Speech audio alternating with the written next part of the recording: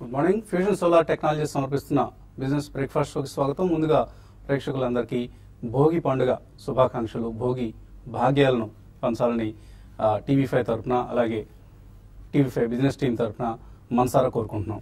ఇక ఈ సంక్రాంతి ఇన్వెస్టర్ కమ్యూనిటీకి మాత్రం ఇందాక శేషు అంటున్నట్లుగా క్రాంతి లేని సంక్రాంతి అయిపోతుంది, కాంతి లేని సంక్రాంతి కూడా అవుతుంది. సో గ్లోబల్ ఈక్విటీ మార్కెట్స్ అన్ని కూడా చాలా చాలా నెగిటివ్ సిచ్యువేషన్ ఎదుర్కొంటున్నాయి. ఈ థర్స్డే మార్నింగ్ మార్కెట్స్ అన్నింటిలో కూడా పతనం కనిపిస్తుంది. ఏషియన్ మార్కెట్స్ అన్నింటిలో కూడా. లాస్ట్ నైట్ యూఎస్ మార్కెట్స్ అన్ని ఇండిసెస్, ప్రధాన ఇండిసెస్ 2% కంటే ఎక్కువ నష్టాలతో ముగిశాయి. డౌ జోన్స్ 350 పాయింట్లు కోల్పోయింది. నాస్డాక్ 3.5% క్షీణిస్తే S&P 500 సెప్టెంబర్ తర్వాత మరొకసారి 1900 లెవెల్స్ కంటే కిందకు రావడం చూస్తున్నాం. సో 4 months లో పరిస్థితిని ఎదుర్కొంటుంది S&P 500. SGX నిఫ్టీ కూడా సుమారుగా 1.3% నష్టంతో 7477 దగ్గర కనిపిస్తుంది. ఈ మార్నింగ్ ఒక చాలా చాలా one of the worst trading days కాబోతుంది ఇవాళ. మేబీ ఓపెనింగ్ కంటే కూడా మిడ్ ఆఫ్ ది సెషన్ చాలా ఎక్కువ సెల్లింగ్ ప్రెషర్ వచ్చే అవకాశం కనిపిస్తుంది. లాస్ట్ మండే థర్స్డే కూడా మనం చూసాం 180 పాయింట్లు ఆ 2 రోజుల్లో కూడా నిఫ్టీ నష్టపోయిన వైనం చూసాం. అటువంటి పరిస్థితి ఇవాళ కూడా కనిపిస్తుంది. లాస్ట్ 8 days లో 4.5 లక్షల కోట్ల రూపాయల మార్కెట్ క్యాపిటలైజేషన్ మన మార్కెట్స్ కోల్పోయాయి. సో నిన్నటి డెడ్ క్యాట్ బౌన్స్ మినహాయిస్తే మార్కెట్స్ వరుసగా సెల్లింగ్ ప్రెషర్ను ఎదుర్కొంటూ ఉన్నాయి. డెడ్ క్యాట్ బౌన్స్ అంటే పిల్లి చచ్చిపోయిందని అనుకుంటారు మామూలుగా. చచ్చిపోయిన పిల్లి మళ్ళీ లేవదు కదా. సో ఒకసారి లోపల జరిగే జీవ రసాయనిక చర్యల కారణంగా ఒకసారి అలా ఎగిరి పడుతుంటుంది ఒక్కొక్కసారి. దాన్ని స్టాక్ మార్కెట్స్ దాన్ని తీసుకొని డెడ్ క్యాట్ బౌన్స్ అంటూ ఉంటాయి. సో అటువంటి డెడ్ క్యాట్ బౌన్స్ నేను చూసాం మనం. కానీ అది ఒక రోజుతోనే తుడిచిపెట్టుకుపోబోతోంది. 7477 దగ్గర నిఫ్టీ కనిపిస్తుంది. సో లాస్ట్ 8 సెషన్స్ గా ఎఫ్ఐఎస్ వరుసగా సెల్లింగ్ చేస్తూ వస్తున్నారు. మన మార్కెట్ నష్టాలకు ప్రధాన కారణం ఇది. అండ్ ఇంటర్నేషనల్ గ్లోబల్ మార్కెట్స్ లో క్రూడ్ ప్రైసెస్ ఫాల్ కంటిన్యూ అవుతుంది. సో నైమెక్స్ క్రూడ్ అలాగే బ్రెంట్ క్రూడ్ ప్రైసెస్ చూస్తే $29.94 $30 కిందకు వచ్చేసింది బ్రెంట్ క్రూడ్ ప్రైస్. అలాగే నైమెక్స్ క్రూడ్ $30.5. అంటే ఈ రెండింటి మధ్య వైరుధ్యం కూడా కనిపిస్తుంది. ఇంతకుముందు ఎప్పుడు హిస్టారికల్ గా నైమెక్స్ కంటే బ్రెంట్ క్రూడ్ ప్రైసెస్ ఎక్కువగా ఉండేవి. ఒక సమయంలో ఇది $10 డిఫరెన్స్ కంటే ఇంకా ఎక్కువగా కూడా ఉండేది. $10 to $15 గ్యాప్ కనిపించేది. ఈసారి ఇప్పుడు పరిస్థితి తారుమారు అయింది. నైమెక్స్ క్రూడ్ కంటే బ్రెంట్ క్రూడ్ ప్రైస్ లోయెస్ట్ రేట్కి వచ్చింది. ఎందుకంటే అమెరికా ఫాలో అయ్యే నైమెక్స్ క్రూడ్ డేటా ఇప్పుడు అమెరికాలో ఎక్స్పోర్ట్స్ బ్యాన్ లిఫ్ట్ చేయడం జరిగింది, క్రూడ్ ఎక్స్పోర్ట్ బ్యాన్ ని. కాబట్టి నైమెక్స్ క్రూడ్ ప్రైసెస్ కొద్దిగా ప్రీమియం ట్రేడ్ అవుతున్నాయి బ్రెంట్ క్రూడ్ తో కంపేర్ చేస్తే. సో 2016 పీడ కలలు పుట్టిస్తోంది ఈక్విటీ మార్కెట్ ఇన్వెస్టర్స్ కు. మిడ్ అండ్ స్మాల్ క్యాప్స్ లో నిన్న మనం ఒక చాలా చాలా వోలటైల్ ట్రేడింగ్ సెషన్ చూసాం. మనం గత కొంతకాలంగా చెప్తున్నాం మిడ్ అండ్ స్మాల్ క్యాప్స్ కూడా ఈ సెల్లింగ్ ప్రెషర్ విస్తరిస్తుంది, జాగ్రత్తగా ఉండండి. ఎట్టి పరిస్థితుల్లోనూ జంక్ స్టాక్స్ జోలికి వెళ్ళొద్దు. ర్యాలీస్ ఏమైనా ఉంటే జంక్ స్టాక్స్ నుంచి బయటపడి ప్రీమియం అంటే క్వాలిటీ కంపెనీస్ మాత్రమే పోర్ట్ఫోలియోస్కి యాడ్ చేసుకుని అదే పరిస్థితి ఇప్పుడు కనిపిస్తుంది. మిడ్ అండ్ స్మాల్ క్యాప్స్ లో కూడా సెల్లింగ్ చూస్తున్నాం మనం. కొన్ని మూవ్స్ మినహాయిస్తే మిగతా majority of the mid and small caps లో నిన్న సెల్లింగ్ చూసాం. అండ్ లార్జ్ క్యాప్స్ లో రిలయన్స్ నిన్న మార్కెట్ ను కొంత ఆదుకుందని చెప్పుకోవచ్చు. డెడ్ క్యాట్ బౌన్స్ లో రిలయన్స్ చాలా స్ట్రాంగ్ గా పెర్ఫార్మ్ చేసింది. 1000 crores worth delivery based buying Reliance industries లో చూసాం. అలాగే ఇన్ఫోసిస్ టెక్నాలజీ Q3 ఎర్నింగ్స్ కొంత బెటర్ గా ఉంటాయి కంపేర్ టు TCS లాంటి కంపెనీస్ ఉన్న ఒక. అయితే ప్రాఫిట్ వార్నింగ్స్ ఇన్ఫోసిస్ లో కూడా మనం గత క్వార్టర్ ఎండింగ్ లో ఇవ్వడం చూసాం. ఇవాళ ఇన్ఫోసిస్ Q3 రిజల్ట్స్ ఎలా వస్తాయన్నది ఆసక్తికరం. బట్ మార్కెట్స్ పరిస్థితి చూస్తే బ్రాడర్ గా నిఫ్టీ చూస్తే 9119 ఇది March 2015 March 4th 2015 Nifty touch చేసిన all time high, record high. అక్కడ నుంచి ఇప్పటిదాకా నిన్నటి వరకు చూస్తే 18.5% క్షీణించింది. ఇవాళ మరొక 1.5% క్షీణత తప్పదనిపిస్తుంది.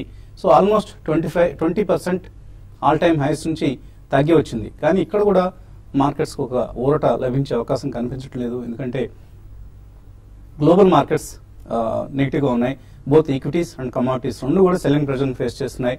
సో ఒక గ్లోబల్ రిసెషన్ ను ఇప్పుడు అందరూ ప్రిడిక్ట్ చేస్తున్నారు. ఎందుకంటే దేశంలో ప్రపంచంలో సగానికి పైగా అభివృద్ధి చెందుతున్న దేశాలు ఆయిల్ ప్రైసెస్ మీదే డిపెండ్ అయి ఉంటాయి వాళ్ళ ఎకానమీస్ అన్ని కూడా. సో అటువంటి ఆయిల్ ప్రైసెస్ క్షీణత ఇప్పుడు $10 కూడా క్రూడ్ ప్రైస్ వచ్చే అవకాశం ఉందంటూ ప్రిడిక్షన్స్ వస్తున్నాయి. కెనడా వంటి కంట్రీస్ లో ఇప్పటికే $20 మార్క్ టచ్ చేసింది క్రూడ్ ప్రైస్ అక్కడ. సో ఇతర దేశాల్లో ప్రధాన దేశాల్లో కూడా $10 కూడా క్రూడ్ ప్రైస్ పడిపోయినా కూడా ఆశ్చర్యపోవడం అవసరం లేదంటున్నారు. బహుశా రాబోయే రోజుల్లో ఒక బ్యారల్ తీసుకెళ్తే మీరే క్రూడ్ ఫ్రీగా తీసుకెళ్ళండి అనే పరిస్థితి వస్తున్నాం.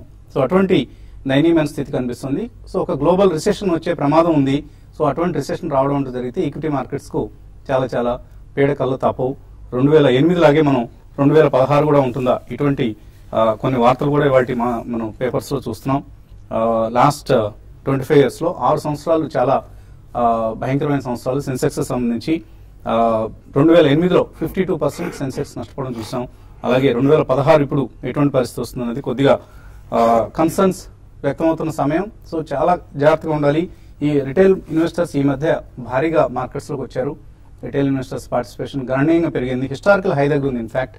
సో మనందరం రిటైల్ ఇన్వెస్టర్స్ ఓకే వస్తాం. కేర్ఫుల్గా ఉండాలి. పోర్ట్ఫోలియోస్ను ఎప్పటికప్పుడు హెడ్జింగ్ చేసుకుంటూ, అలాగే కొద్దిగా అసెట్ అలొకేషన్ని పూర్తిగా ఈక్విటీస్కే కాకుండా గోల్డ్ లాంటి కమోడిటీస్కు అండ్ కొంత ఇతరత్ర రియల్ ఎస్టేట్ లాంటి వాటికి కూడా కేటాయించుకోవడం అనేది బెస్ట్ స్ట్రాటజీ అవుతుంది. మార్కెట్స్ పరిస్థితి గురించి మాట్లాడేందుకు అనలిస్ట్ మనతో సిద్ధంగా ఉన్నారు. సో చాలా చాలా నెగిటివ్ పరిస్థితి కనిపిస్తుంది ఈక్విటీ మార్కెట్ సంబంధించి, గ్లోబల్ ఎకానమీస్ కి సంబంధించి, నాట్ జస్ట్ ఈక్విటీస్. సో ఎక్కడికి దారి తీయబోతుంది ఈ పరిణామం? బేసికలీ మనకి యాక్చువల్లీ విశ్లేషకులు అందరూ అంటున్నట్టు 2008 January ఇస్ ఇట్ రిపీటింగ్ కాదు అని చాలా వాదనలు వినిపించండి గతంలో. But I think it's almost close to 2008 January లాగానే మనకు కనిపిస్తుంది. ఎందుకంటే 2008 January బేసికలీ మనకి banking and financials and sub prime crisis world wide అలా వ్యాపించింది. ఈసారి మనకి ఎనర్జీ, ఆయిల్ అండ్ ఎనర్జీ ఇది completely throughout the world. Because మీరు ఇప్పుడే మెన్షన్ చేసినట్టు almost about 50%, 1/3 of the entire world economy rests on oil and energy, and rest of it మిగతా probably about 15-20% mines, minerals, ఇటువంటి కమోడిటీ బేస్డ్ బిజినెస్ లో నడుస్తాయండి. So మనం ఒకటి చూస్తే క్రాస్ బార్డర్ ట్రేడ్ అనేది షిప్స్ అక్రాస్ ద ఓషన్స్ అనేది కూడా completely స్తంభించిపోయినాయని కూడా ఒక వార్త వస్తుంది. అండ్ ఆల్రెడీ క్రూడ్ ఏదైతే హై సీస్ మీద ఉందో అది కూడా ఎవాక్యుయేట్ చేసే ఫెసిలిటీస్ కూడా లేవండి. సో బేసికలీ ఇది చాలా పర్చేసింగ్ పవర్ అనేది almost about 1/3 to half of the world లో బాగా తగ్గిస్తుందండి ఇటువంటి క్షీణత అనేది. సో డిఫ్లేషనరీ ఎఫెక్ట్ అనేది చాలా సివియర్ గా the world is facing. So ఈ కారణం వలన మనకి ఈవెన్ ఎక్స్పోర్ట్స్ కూడా గత 1 year almost about 8 to 10 months month on month కూడా మనకి ఫిగర్స్ అంత ఆశాజనకంగా లేవు. వాల్యూమ్స్ బాగానే ఉన్నాయి కానీ ప్రైజెస్ పడ్డాయి కాబట్టి మనకి net in terms of dollars అది మెటీరియలైజ్ కావట్లేదు అని చెప్పి ఫైనాన్స్ మినిస్టర్ వాళ్ళు చెప్పారు. సో ఆల్ ఇన్ ఆల్ మనకి ఇదంతా డెఫినెట్లీ ప్రభావం మన మార్కెట్ మీద కూడా చూపిస్తుంది. నిన్న ఫస్ట్ టైం మనం mid and small cap stocks crack అవ్వడం అనేది చూసాం. అండ్ మనం గత 1 month గా కంటిన్యూస్లీ పదే డైలీ చెప్తూనే ఉన్నాం. పోస్ట్ రిజల్ట్స్ సంక్రాంతి అయిన తర్వాత ఫిబ్రవరిలో కూడా మంచి ఆపర్చునిటీస్ వస్తాయి. డు నాట్ చేస్. అండ్ ఏదైతే స్టాక్స్ స్ట్రాంగ్ గా పర్ఫార్మ్ చేస్తున్నారో దాని వెంబడి మాత్రం కొనకండి అని చెప్తున్నాను. We still maintain the same stand అండి. ఇప్పటికి కూడా కాషియస్ గా ఉంటేనే బెటర్. ఎగబడి మనం స్టాక్స్ సర్క్యూట్ లో ఉన్నాయి చిన్నవి పెన్నీ స్టాక్స్ కానివ్వండి, మైక్రో క్యాప్ ఇటువంటి వాటి జోలికి వెళ్ళకూడదు. మిస్ అయిపోయే ఆపర్చునిటీ అనుకునే అంత ఆస్కారం అయితే లేదండి. So going forward in my opinion next few days చాలా క్రూషియల్ గా ఉంటుంది. Probably this month entirely. ఎందుకంటే ఒక కొలిక్ వచ్చి ఒక స్టెబిలిటీ అనేది వరల్డ్ వైడ్ కనిపించడానికి కూడా సమయం పట్టేటట్టు ఉంది. అండ్ మనకి ఇప్పుడు దాకా వచ్చిన రిజల్ట్స్ అంత ఆశాజనకంగా లేవండి. So this is also one of the bad news for Indian stock markets. Corporate profitability పెరిగితేనే మనకి స్టాక్ మార్కెట్స్ అనేది పాజిటివ్ గా ఉంటాయి. సో ఇవన్నీ అంశాలు తీసుకుంటే it's going to be tough times కొన్ని రోజులు. సో డెఫినెట్లీ కాషియస్ గా ఉండి దూరంగా ఉంటేనే better. SIP through mutual funds చేసే వాళ్ళకి ప్రాబ్లం లేదండి. They will get more units కాబట్టి it's long term 3 years 5 years drawn process కాబట్టి వాళ్ళు ఏం భయపడాల్సిన అవసరం లేదు. బట్ ఎవరైనా డైరెక్ట్లీ మార్కెట్ లో మనీ కమిట్ చేయాలనుకుంటే మాత్రం it's better to wait and watch and be extremely cautious. అలాగే ఎగ్జిట్ కావాలన్న వాళ్ళకి కూడా మార్కెట్స్ లో డబ్బు అవసరం అవుతూ ఉంటుంది. మనం ఏమి ఎప్పటికప్పుడు ఇన్వెస్ట్ చేస్తూ వెళ్ళడానికి వారెన్ బఫెట్స్ కాదు మనం. సో మనకి డబ్బు అవసరం అవుతూ ఉంటుంది. సో డబ్బు అవసరమైనప్పుడు తప్పనిసరిగా అమ్ముకోవాలి. లాంగ్ టర్మ్ అంటే 20 సంవత్సరాలు పోర్ట్ఫోలియోలో పెట్టుకునే పరిస్థితి అందరికీ ఉండదు. సో డబ్బు అవసరమైన వాళ్ళు మాత్రం ర్యాలీస్లో ఎగ్జిట్ అయ్యే ప్రయత్నం చేయండి. ప్రతి ర్యాలీని సెల్లింగ్ కి ఉపయోగించుకోండి. ప్రస్తుతానికి మనకు కనిపిస్తున్న ట్రెండ్ ఇది. సో సెల్లింగ్ ప్రెషర్ బాగా ఎక్కువగా ఉండే అవకాశం కనిపిస్తుంది. ఇవాళ ట్రేడింగ్ లో ట్రేడర్స్ ఏం చేయాలి అంటే పర్టికులర్ గా ఈ స్టాక్ ని బై చేయమని లేకపోతే ఈ స్టాక్ ని సెల్ చేయమని అని చెప్పలేమండి. ఎందుకంటే వోలటాలిటీ అనేది నేను చూస్తే దగ్గరగా లో నుంచి హైకి 15% దాదాపు అన్ని మిడ్ అండ్ స్మాల్ క్యాప్ లో ఉంది. ఈవెన్ ఇండెక్స్ బేస్డ్ స్టాక్స్ లో కూడా చాలా వరకు 5%, 6% దాకా మనకి కరెక్ట్ కావడం చూసాము. కాబట్టి ట్రేడర్స్ చాలా వరకు కాషియస్ గా ఉండమని చెప్తారు. అయితే 7,400 ఆ లెవెల్ దగ్గర కొంచెం షార్ట్ టర్మ్ ట్రెండ్ మాత్రం బాటమ్ అవుట్ అయ్యేటట్టు కనిపిస్తుంది.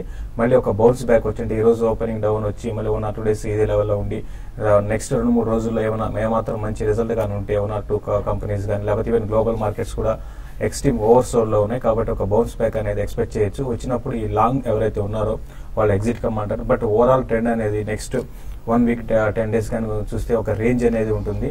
నిఫ్టీకి 7,600 దగ్గర చాలా రెసిస్టెన్స్ ఫేస్ చేసే అవకాశం ఉంది. అది క్రాస్ కాగలిగితేనే మళ్ళీ మార్కెట్ లో అప్ ట్రెండ్ ఉంటుంది. డౌన్ సైడ్ చూసుకుంటే 7,420. తర్వాత బ్యాంక్ నిఫ్టీ విషయానికి వస్తే నిన్న లో నుంచి ఒక 300 పాయింట్స్ దాకా రికవరీ చూసాము.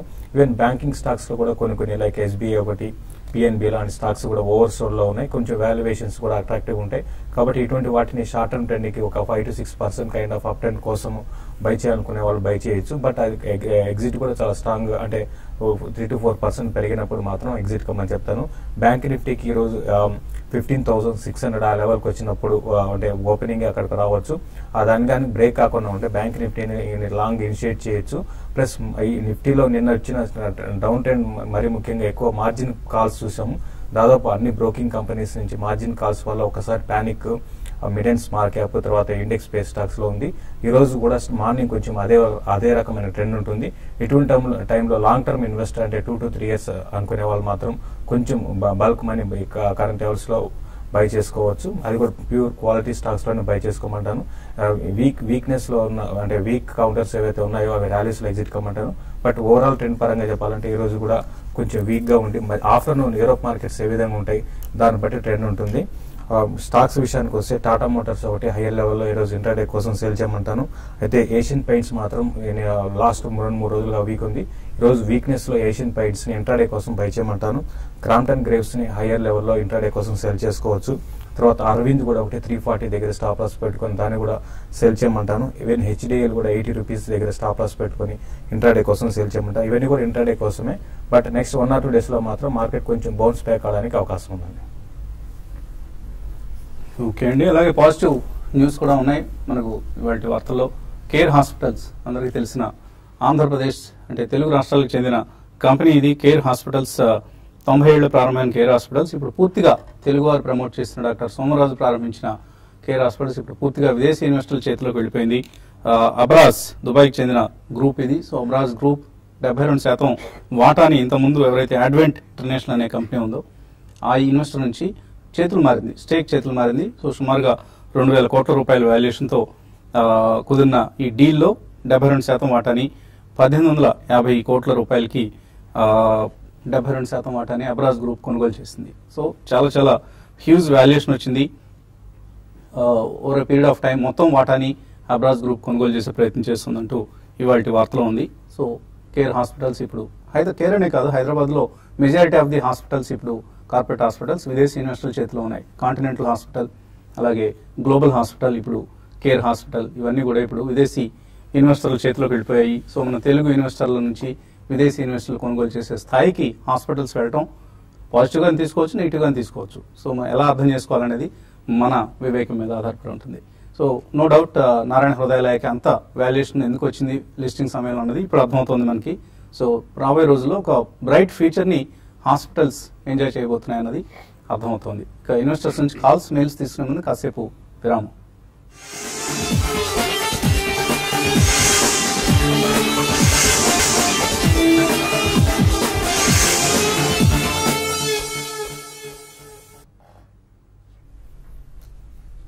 ఫ్యూజన్ సోలార్ టెక్నాలజీ సమర్పిస్తున్న బిజినెస్ బ్రేక్ఫాస్ట్ షోకి తిరిగి స్వాగతం. కాలర్స్ లైన్ లో ఉన్నారు. మొదటి కాలర్ తెనాలి నుంచి పాపిరెడ్డి. హలో, నమస్కారం సార్. నేను long term investor. 1 year back నేను రెడ్డి ల్యాబ్స్, ఎల్ఎన్టీఈ, లూపిన్ కొన్నానండి. అది ఇప్పుడు 15% డౌన్ లో ఉన్నాను. మరి దాన్ని ఇప్పుడు యావరేజ్ చేసుకోమంటారా లేకపోతే అమ్మేసి తర్వాత మార్కెట్ తగ్గుతుందంటున్నారు కాబట్టి తర్వాత తీసుకోమంటారా చెప్పండి సార్. 3 స్టాక్స్ ఇప్పుడు అమ్మి మళ్ళీ కొనుక్కోవడం మంచిదా లేకపోతే అలాగే ఉంచుకొని యావరేజింగ్ థియరీ ఏదైనా అప్లై చేయొచ్చా? యాక్చువల్లీ 3 స్టాక్స్ బాగా భారీగా పడ్డ స్టాక్స్ అండి. అంటే 1 year బ్యాక్ తో కంపేర్ చేసుకుంటే. సో ఆ కాంటెక్స్ట్ లో మీకు ఒకవేళ డబ్బు అవసరం లేకపోతే మాత్రం అమ్మద్దు, కానీ ఇమీడియట్లీ మాత్రం యావరేజ్ చేయొద్దు. మేబీ అనదర్ 1 month అయిన తర్వాత కొద్దిగా మార్కెట్ స్టెబిలిటీ వచ్చిన తర్వాత ఈ 3 స్టాక్స్ కూడా సెకండ్ ప్రైస్ పాయింట్ లో కొనండి. లాంగ్ టర్మ్ ఇన్వెస్టర్ అంటున్నారు కాబట్టి స్ట్రాంగ్ స్టాక్స్ ఎంచుకున్నారు. బట్ ఓవరాల్ మార్కెట్ పరంగా and doctor Reddy specific US FDA కారణం మూలన పడ్డది కాబట్టి ఇప్పుడే అమ్మాల్సిన అవసరం లేదండి. ఇక్కడ నుంచి మేజర్ డౌన్ సైడ్ అయితే ఉండకపోవచ్చు. సో అది హోల్డ్ చేసి 1 month or 1.5 months తర్వాత మీరు ఫ్రెష్ బయింగ్ చేయొచ్చు. తర్వాత కాలర్ మార్కాపురం నుంచి సుబ్బారావు. హలో సార్, నమస్తే. నమస్తే అండి, అడగండి సార్, అందరికీ సంక్రాంతి శుభాకాంక్షలు సార్. ధన్యవాదాలు మీకు కూడా అండి. సార్, ఇప్పుడు రిటైల్ వ్యాపారాన్ని విడదీసిన నేపథ్యంలో ఆదిత్య బిర్లా నువ్వు బిఎస్సి సూచీల నుంచి తొలగించనున్నారు అని ఒక న్యూస్ చూసాం సార్ ఈరోజు. అసలు అది ఏంటి? 200, 500 మొత్తం సూచీల్లోంచి తీసేస్తున్నామని ఇన్ఫర్మేషన్ ఉంది. అసలు దాని గురించి ఏంటి సార్? దానివల్ల నష్టమా? బిఎస్సి ఇండిసెస్ నుంచి ఆదిత్య బిర్లా నువ్వు తీసేస్తున్నారట. ఆల్రెడీ ఇప్పుడు ఆ న్యూస్ అనేది మామూలుగా 200, 500 ఇండెక్సెస్ ఉంటాయండి. దాంట్లో కొన్ని స్టాక్స్ అనేది అంటే 1-2 స్టాక్స్ కాకుండా ఒక 200, 500 స్టాక్స్ ఉంటాయి. అందులో నుంచి ఆదిత్య బిర్లా నోవా నుంచి తీసేస్తున్నారు, బట్ వేరేది యాడ్ చేస్తారు. ఇవన్నీ కూడా ఒక్కొక్కసారి తీసేయడం, ఒకసారి యాడ్ చేయడం జరుగుతుంది. పెద్ద నెగిటివ్స్ ఏం కాదండి, బట్ ఫండమెంటల్స్ ఏం మార్పు లేదు. స్టాక్ అయితే రీసెంట్ గా చూస్తే కొంచెం హై నుంచి పెద్దగా కరెక్ట్ కాలేదు. బట్ మీరు లాంగ్ టర్మ్ ఇన్వెస్ట్ అయితే మాత్రం ఆదిత్య బిర్లా నోవాలో మీరు హోల్డ్ చేయండి. కొంచెం అంటే ఈ పానిక్ సిచ్యువేషన్ లో ఇది కూడా కొంచెం రియాక్ట్ కావచ్చు. క్లోజర్ గా 2000 డౌన్ సైడ్ చూసుకుంటే 2000 దాకా రావడానికి అవకాశం ఉంటుందండి. వాల్యుయేషన్స్ మారుతున్నప్పుడల్లా కొద్దిగా ఈ ఇండిసెస్ నుంచి తీసివేయడాలు, యాడ్ చేయడాలు, ఎడిషన్స్, డిలిషన్స్ ఉంటూ ఉంటాయి. మనం అంతగా గాబరా చెందాల్సిన అవసరం లేదు. కొద్దిగా స్పెక్యులేటివ్ యాక్టివిటీ తగ్గుతుంది ఇండెక్స్ లోంచి బయటకు వెళ్ళిపోతే. అండ్ ఇన్స్టిట్యూషనల్ ఇన్వెస్ట్మెంట్ కూడా తగ్గుతూ ఉంటుందండి. ఎఫ్ఐఎస్ ప్రధానంగా ఎఫ్ఐఎస్ ఇండెక్స్ లో ఉన్న స్టాక్స్ నే ఎక్కువగా కాన్సన్ట్రేట్ చేస్తారు. ఎందుకంటే అవి ఇండెక్స్ ను రిఫ్లెక్ట్ చేస్తాయి కాబట్టి, ఇండెక్స్ మూవ్మెంట్స్ ను రిఫ్లెక్ట్ చేస్తాయి కాబట్టి. సో కొద్దిగా ఇన్స్టిట్యూషనల్ యాక్టివిటీ తగ్గుతుంది. ఫండమెంటల్స్ లో మార్పు రానంత వరకు మనం గాబరా చెందాల్సిన అవసరం లేదు. శేషు గారు చెప్పినట్లుగా ఈమెయిల్స్ అందాయి. పీసీఎస్ మంత్ అని అడుగుతున్నారు. లింకన్ ఫార్మా కొనుక్కోవచ్చు ఇక్కడ. యాక్చువల్లీ నిన్ననే ఫస్ట్ టైం అది క్రాక్ అవడం చూసామండి. సో ఇమీడియట్లీ మాత్రం వద్దు, వెయిట్ చేయండి. క్వార్టర్ రిజల్ట్స్ వచ్చిన తర్వాత overall market stability and Lincoln pharma stability వచ్చిన తర్వాత కొనొచ్చు. నెట్టెం సురేష్ అడుగుతున్నారు. ఆయన డిమాట్ అకౌంట్ ని మూసేద్దాం అనుకుంటున్నారట. అంటే డిమాట్ అకౌంట్ ని మూసేద్దాం అనుకోవడం మీరు పూర్తిగా మార్కెట్స్ నుంచి వైదొలగాలనుకుంటున్నారా? ఎందుకు అనేది కారణం రాయలేదు. లేదా మల్టిపుల్ అకౌంట్స్ ఉండి ఏదైనా ఒక అకౌంట్ ని క్లోజ్ చేద్దాం అనుకుంటున్నారా? అది స్పష్టంగా రాయలేదండి. మార్కెట్స్ లోంచి పూర్తిగా వైదొలగాలనుకునే నిర్ణయం మాత్రం అయితే అది సరైనది కాదు. సో ఇటువంటి సమయంలో ఇన్వెస్ట్ చేయడానికి అనుకూలమైన వాతావరణం ఉంటుంది. అంటే మనం బాగా బై అండ్ డిక్లైన్స్ అని చెప్తూ ఉంటాం పదే. సో డిక్లైన్స్ వచ్చినప్పుడు కొనుక్కునే మార్కెట్ ఇది. మీరు పూర్తిగా ఒకవేళ మార్కెట్ నుంచి వైదొలిగే నిర్ణయం తీసుకుంటే ఉపసంహరించుకోండి. డెఫినెట్ గా మార్కెట్స్ లో ఉండండి. ఈక్విటీ మార్కెట్స్ లో వచ్చే రిటర్న్స్ మరే మార్కెట్స్ లో రావు. అదర్వైజ్ ఆయన డిమాట్ అకౌంట్ క్లోజ్ చేయాలంటే ఏంటి? ఒక అప్లికేషన్ ఫామ్ ఉంటుందండి. అప్లికేషన్ ఫామ్ మీద మీరు ఫిల్ చేసి ఇస్తే మీకు ఒక 4-5 days లో మీ డిమాట్ అకౌంట్ క్లోజ్ అయిపోతుంది. మల్టిపుల్ అకౌంట్ ఉంటే మీరు క్లోజ్ చేసుకోవడం బెటర్, ఎందుకంటే ఇయర్లీ ఛార్జెస్ కూడా పడే అవకాశం ఉంటుంది. ఒకటి 2 అకౌంట్స్ కి అయితే మీరు పరిమితం కామని చెప్తానండి. షేక్ కమాల్ అడుగుతున్నారు. యాప్టెక్ 75 రూపాయలు, ఇండియా సిమెంట్స్ 98 రూపాయలు కొన్నారు. ఏం చేయాలి ఇప్పుడు? ఇండియా సిమెంట్స్ రీసెంట్ గా మంచి ర్యాలీ చూసామండి. అయితే ఇండియా సిమెంట్స్ లో కూడా మళ్ళీ లాస్ట్ 2 రోజుల్లో ఒక డౌన్ ట్రెండ్ చూసాము. ఇప్పుడు even mid and small cap ఇప్పట్లో మళ్ళీ ఇమీడియట్ ఇంతకు ముందులాగా పెరిగే అవకాశం లేదంటే మీరు లాంగ్ టర్మ్ అయితే మాత్రం Aptech and India cements hold చేయండి. షార్ట్ టర్మ్ అయితే మాత్రం బెటర్ ఏంటంటే ర్యాలీస్ లో ఎగ్జిట్ కమ్మంటాను. ఈవెన్ చూడండి ఆప్టెక్ కూడా 62 ఆ లెవెల్ గానీ కట్ అయితే ఇంకా 54 దాకా రావచ్చు. బట్ ఇమీడియట్ ట్రెండ్ అయితే మాత్రం కొంచెం డౌన్ సైడే ఉందండి రెండింటికి. అందే సమయ అడుగుతున్నారు. ముతూట్ ఫైనాన్స్ కొన్నారు 222 రూపాయల్లో. 6 to 12 months కోసం హోల్డ్ చేయొచ్చా? 12 months అయితే హోల్డ్ చేయొచ్చండి. ఎందుకంటే ముతూట్ ఉన్న gold financing company it's stronger company. So 12 months అంటున్నారు కాబట్టి ఓవరాల్ కొద్దిగా ఇంట్రెస్ట్ రేట్స్ పడ్డా అంత భయపడాల్సిన అవసరం లేదండి. You can hold the stock. Rambabu అడుగుతున్నారు. వాప్కో కొన్నారట 7,000 రూపాయల్లో. 3 years హోల్డ్ చేసే ఉద్దేశంతో ఇప్పుడు 20% తగ్గిపోయింది. యావరేజ్ చేసుకోవచ్చా? నాట్ యెట్ అండి. ఈ క్వార్టర్ రిజల్ట్స్ చూడండి, కానీ future is going to be definitely very good for వాప్కో అండి. ఏబిఎస్ సిస్టమ్స్ లో వాళ్ళు ఆల్మోస్ట్ మోనోపోలీ సిచ్యువేషన్ లో. సో రిజల్ట్స్ వచ్చిన తర్వాత సెకండ్ ప్రైస్ పాయింట్ లో కొనండి. పోయిన సుధీర్ అడుగుతున్నారు. Ashok Leyland, Renuka sugars long term కోసం ఈ ప్రైస్ లో కొనుక్కోవచ్చా? రేణుకా షుగర్ అయితే అవాయిడ్ చేయండి. అశోక్ లైలాండ్ మాత్రం మీరు కొనొచ్చు, కాబట్టి ప్రైస్ కరెక్షన్ అనేది ఇంకా రావచ్చు అండి. 90 ఉంది ఇప్పుడు, ఇంకా కరెక్ట్ కాలేదు. క్లోజర్ గా 82, 84 ఆ లెవెల్స్ కి వచ్చినప్పుడు మీరు లాంగ్ టర్మ్ కోసం బై చేయొచ్చు. నరేంద్ర మహబూబాబాద్ నుంచి నీల్కమల్ కొన్నారు ఆయన 1415 రూపాయల్లో, హోల్డ్ చేయొచ్చా? ఐ థింక్ నిన్న ఫస్ట్ టైం క్రాక్స్ చూసామండి. Major all mid and small cap companies లో కూడా నీల్కమల్ ఈజ్ స్ట్రాంగ్ కంపెనీ, కానీ మీరు స్వల్పంగా ప్రాఫిట్ ఉంటే, ఒకవేళ క్వాంటిటీ ఎక్కువ ఉంటే డెఫినెట్లీ కొద్దిగా ప్రాఫిట్ బుక్ చేయండి. ఓకే, ఒక వీక్ ఓపెనింగ్ కోసం మార్కెట్స్ సిద్ధమవుతున్నాయి. నిఫ్టీ SGX నిఫ్టీ ట్రెండ్ బట్టి చూస్తే మోర్ దాన్ 1% నష్టం కనిపిస్తుంది ఓపెనింగ్ లోనే నిఫ్టీకి సంబంధించి.